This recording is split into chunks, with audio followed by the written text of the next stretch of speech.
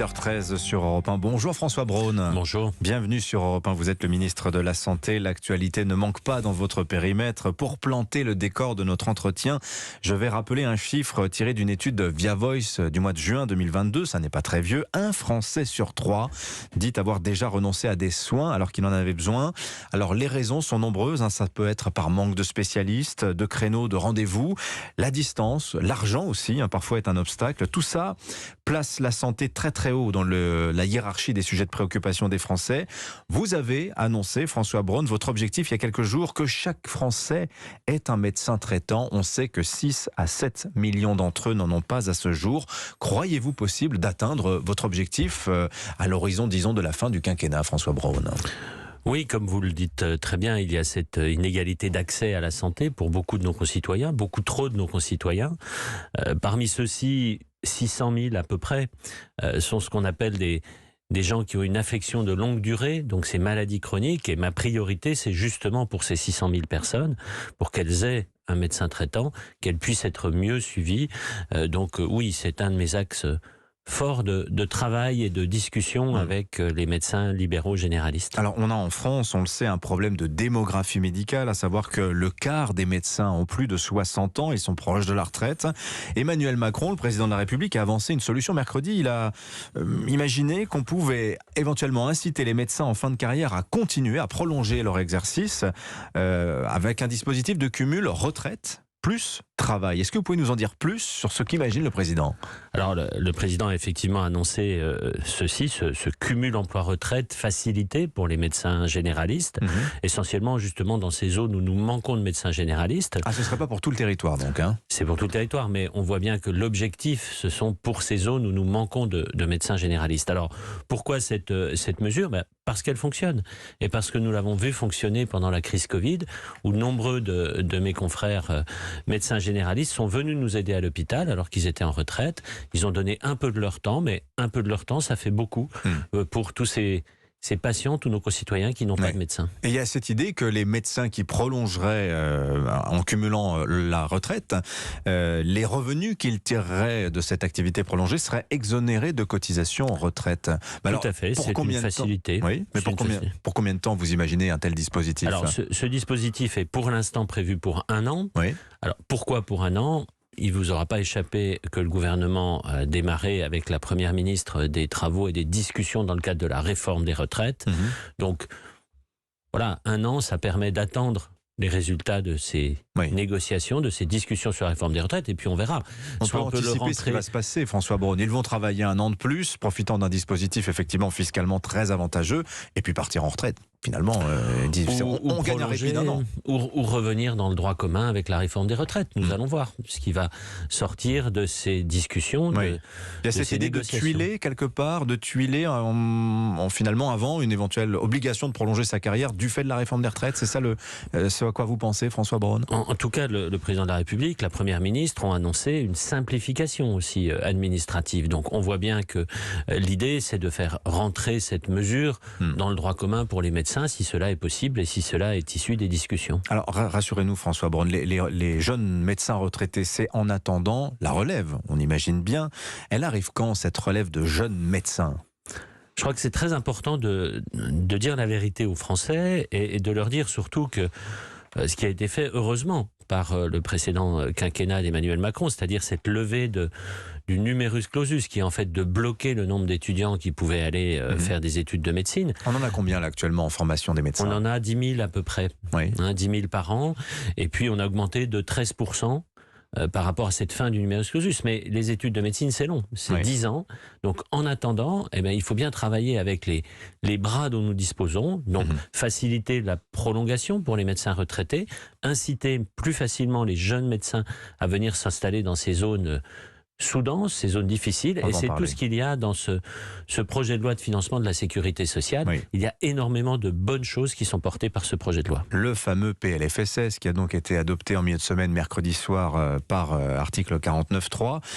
Il y a eu des débats assez vigoureux, on peut dire, sur justement comment arriver à une répartition plus équitable de la population médicale. Le député Horizon, Thomas Mesnier, Horizon, je rappelle, c'est la formation d'Édouard Philippe qui fait partie, en théorie, de la majorité, a proposé pour les déserts médicaux de rogner sur la liberté d'installation des médecins généralistes. Vous vous y opposez, François Braun. Est-ce que vous pouvez nous expliquer pourquoi ? Je m'y oppose parce que ça ne fonctionne pas, et c'est même pire. Le remède est pire que le mal. Alors, je ne sors pas ça de mon chapeau, hein, c'est déjà ce qui s'est fait dans d'autres pays où on a vu les résultats. C'est ensuite les discussions que je continue à avoir avec l'ensemble des représentants de la profession. Je les ai tous vus. L'ordre, les syndicats, ils sont tous opposés à juste raison à cette mesure. Oui, parce qu'ils veulent conserver cette liberté de s'installer où ils veulent. Mais le problème, c'est que ça se fait au détriment des Français qui, dans certains coins de France, n'arrivent pas à avoir un généraliste à moins de 80 km de chez eux. Oui, mais si on impose l'installation d'un médecin, ce qui va se passer, c'est assez facile de le savoir. C'est les jeunes ne vont plus choisir cette spécialité, parce qu'ils ne voudront pas qu'on les envoie où ils ne veulent pas aller, la médecine générale. Donc on aura moins de médecins généralistes.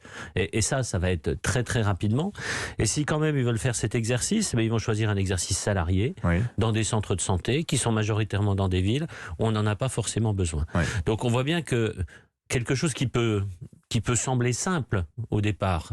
Et finalement, la solution qui va tout régler. Non, il n'y a pas de solution miracle. Non, mais bien sûr, vous avez raison. Vous êtes ministre de la Santé, vous avez de la position très inconfortable de trouver une solution à un problème très complexe.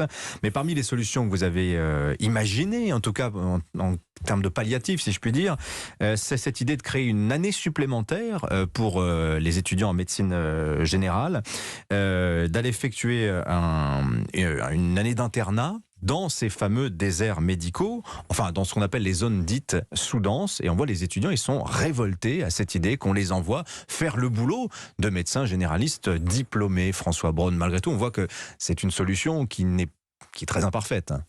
Alors, je veux être très clair sur cette 4e année pour la formation des jeunes médecins généralistes. Ce n'est pas une 4e année où on va les envoyer au front tout seuls, c'est une 4e année de formation. Et avant tout, une 4e année de formation, ils en parlaient depuis 2017, on parle de cette 4e année. C'est une 4e année pour améliorer la formation de médecins généralistes, qui est un exercice très exigeant, qui voit tout le panel de la médecine, pour leur permettre de passer leur thèse, c'est-à-dire en fait leur examen qui va leur permettre de s'installer plus vite, et pour leur permettre également d'être mieux formés pour pouvoir créer tout de suite un cabinet médical. C'est ça le corps de cette 4e année. Maintenant, face à la situation, mais surtout pour qu'ils découvrent pour certains l'exercice dans ces zones sous-denses, eh bien effectivement, et ça je l'assume, vous je espérez souhaite que certains d'entre eux privilégier cela. Ils prennent racine finalement dans ces déserts médicaux où ils seraient envoyés Oui, ça fait partie, se prendre racine, comme vous dites, ça fait partie d'une politique à moyen terme aussi pour ces déserts médicaux, c'est-à-dire faciliter les stages des étudiants en santé le plus tôt possible dans les études dans ces déserts médicaux pour qu'ils apprennent à le connaître. C'est un très bel exercice, mais souvent ils passent toutes leurs études en CHU, dans les grandes villes, et ils ne découvrent pas cet exercice professionnel. Oui, d'accord. Donc ou trop tard. Il y a cette idée qu'un stage dans ces déserts médicaux pourrait leur donner le goût d'y rester. Mais alors, vous allez faire avec ces étudiants ce que vous refusez de faire avec les médecins, les jeunes médecins diplômés, François Braun, finalement. C'est un peu comme ça qu'ils vont le prendre. Non, parce que c'est déjà le cas pour les autres spécialités médicales, qui sont déjà au-delà de ces 3 ans supplémentaires. Donc en fait, la médecine générale est une spécialité comme les autres. C'est une spécialité qui est exigeante, qui nécessite une bonne formation et qui nécessite de découvrir tout le champ de cet exercice de médecine générale. Alors il y a aussi lors du projet de loi de financement de la sécurité sociale, il y a eu ce drôle d'amendement d'une députée Les Républicains qui vise à rendre obligatoire la présence d'un médecin des 2 côtés de l'écran lors d'une téléconsultation. Si je veux faire une téléconsultation, il faut que j'ai un médecin à côté de moi. Est-ce que cet amendement a vocation à disparaître ou vous soutenez cette mesure qui est présentée quand même par beaucoup comme le meilleur moyen de tuer la téléconsultation qui marche très très fort, hein. Alors, la téléconsultation marche très fort. La téléconsultation rend énormément de services. C'est un outil, c'est pas une solution en soi, c'est un outil.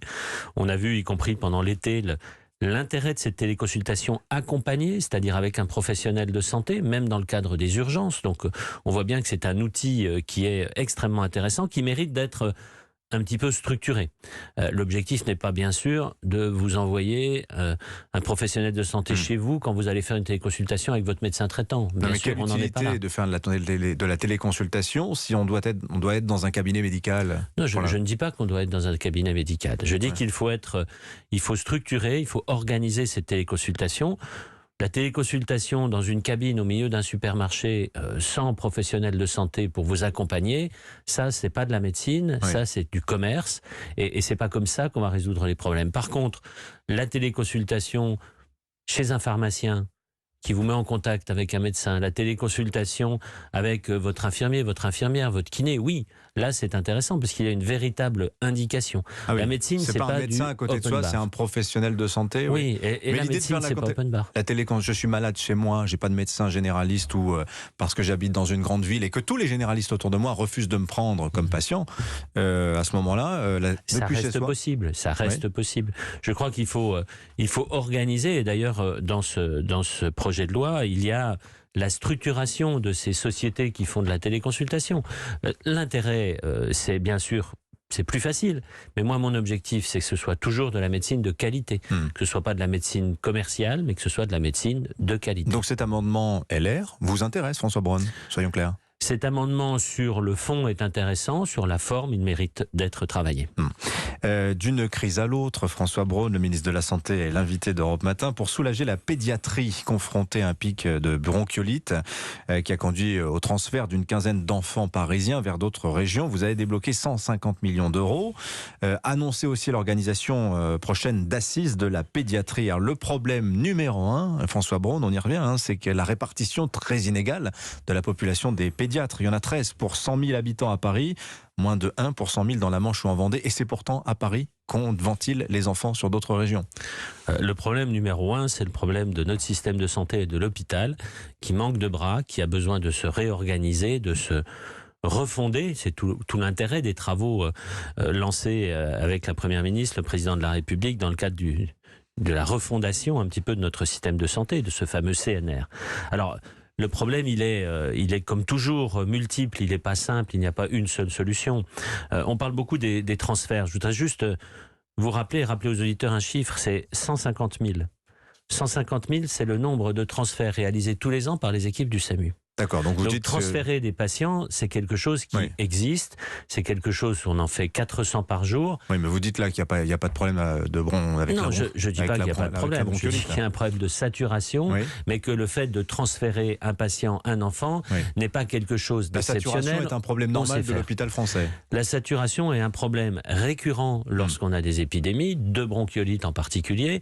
On voit que là, le système est arrivé à bout, il faut lui donner de l'air, si je peux m'exprimer ainsi, il faut lui donner les moyens au bon endroit. C'est tout l'objectif de cette aide d'urgence qui est mise sur la table. Mais on ne s'arrête pas là, bien entendu. Nous avons commencé. Ces 150 millions d'euros, à quoi servent-ils exactement? Ils vont servir à soutenir les services en difficulté, soit en améliorant des rémunérations, soit en recrutant du personnel, soit en recrutant des moyens lorsqu'ils en ont. Mais surtout, ce que je veux dire, c'est que on parle des assises au printemps. Bien entendu, nous n'attendons pas le printemps pour travailler. Nous avons commencé à travailler. Cette date du printemps sera la date sur laquelle nous publierons avec les professionnels la feuille de route du gouvernement pour la santé de l'enfant. Le Covid, François Braun, on continue d'en parler. On vient de passer le pic de la 8e vague. Alors, dans l'indifférence médiatique la plus totale, vous êtes un petit peu inquiet à propos du nouveau variant BQ.1.1. On aura peut-être l'occasion d'en dire un mot, mais c'est l'actualité. Les biologistes viennent d'annoncer que dans cette épidémie de Covid, ils sortiraient d'une certaine manière du jeu. Ils vont cesser d'alimenter le fichier national des tests, le fameux SIDEP, qui vous permet au ministère de suivre l'épidémie. C'est quand même ennuyeux. On va devenir aveugle sur l'épidémie de Covid, là? C'est pas ennuyeux, c'est inadmissible. L'attitude des représentants des biologistes est inconséquent et inconscient, est inadmissible. Je leur ai écrit pour leur dire.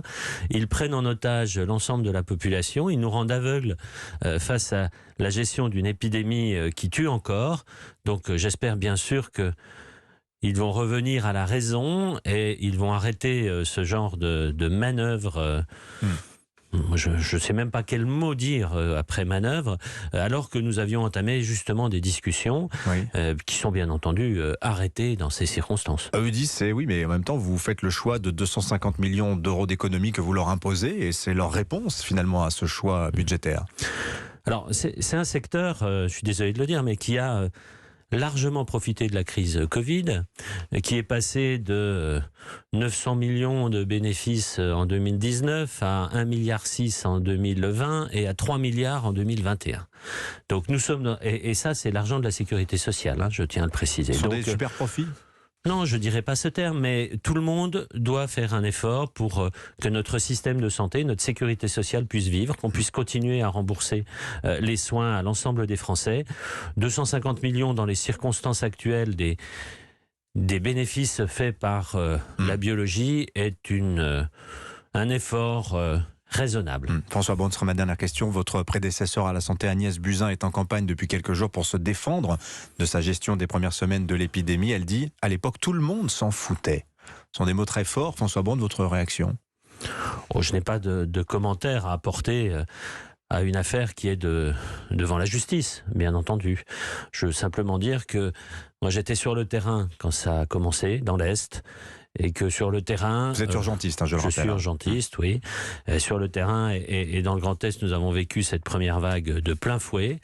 Les décisions qui ont été prises à l'époque ont été des bonnes décisions, nous ont permis de tenir pendant cette crise, et les études internationales montrent maintenant que la France est, si ce n'est le pays, si ce n'est un des pays qui a le mieux géré cette crise sanitaire. Merci François Braun d'être venu nous voir ce matin sur Europe 1. Je rappelle que vous êtes le ministre de la Santé. Je vous souhaite une bonne journée.